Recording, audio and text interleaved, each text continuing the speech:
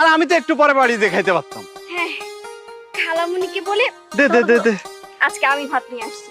জানো ভাই, আমার না অনেক দিনের ইচ্ছা ছিল এরকম গ্রামের শাড়ি পরে মাথায় ভাত নিয়ে গ্রামের রাস্তা দিয়ে হেঁটে আসবো। অবশেষে আমার মনের ইচ্ছাটা পূরণ হলো। নাও তুমি হাত মুখটা ধুয়ে নাও।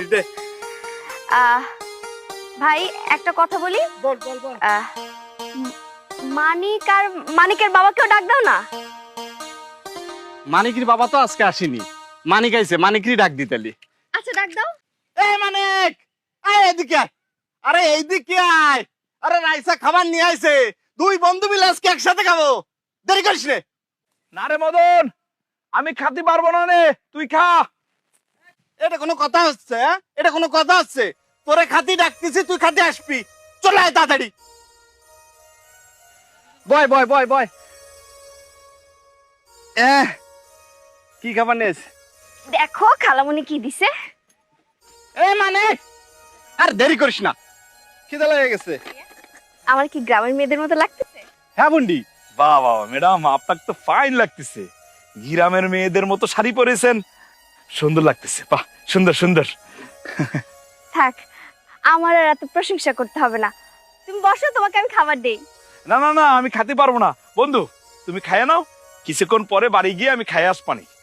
তুমি বাড়ি যে কি খাবানে কি না খাবানে সেটা আমি ভালো করে জানি। শোন, তুই বিজা বিড়ালের মতো থাকবি না বন্ধু। তোর বাপের সবকিছু থাকতেও আজকে তুই অনাথ হয়ে গেছিস। হ্যাঁ, এরম এতিমের মতো জীবন যাপন করলে হবে? তোরা খাতি দেয় না, তোরা পড়তে দেয় না, এমনকি তোরা ঘুমাতেও দেয় না। ঘরের ভিতর তোর ঘুমাতে দেবে না কেন? তোরা সবসময় দেখেছি বাইরে ঘুমায় রাখে। বয়, বসে খেয়ে নে, পেট ভরে খাবি আজকে। একসাথে আমরা খাবো নাকি উন্ডি? বয় বয় বয়, হাত ধুয়ে নে। তুমি আবার ভেবো না আমি শুধু মদন ভাইয়ের জন্য খাবার এনেছি। আমি তোমার আর তোমার বাবা দুজনের জন্যই খাবার এনেছি। ঠিক আছে, শুরু করো, আমি দিচ্ছি। ম্যাডাম, আপনিও আমাদের সাথে খাতি বসেন। নেন। না না, তোমরা দুজন খাও, আমি বেড়ে দেই। আর বিশেষ করে তুমি তুমি খাবে আর আমি দেখবো। রাইসা, জীবনে আমি বহুত মানুষের কষ্ট দেখেছি বুঝলি, কিন্তু ওর মতো খাবারের কষ্ট আমি দেখিনি। ও যে খাবারের জন্য কি কষ্ট পাচ্ছে আমার দেখলেই আমার কান্না আসে বুঝলি। মেলাদিন পেট বেড়ে খাতি পারি না, আজকে খাবো না। পেট বেড়া। পেট ভরে খাবি আজকে, একসাথে আমরা খাবো নাকি উন্ডি? মদন ভাই, এর কিন্তু একটা বিহিত করা উচিত।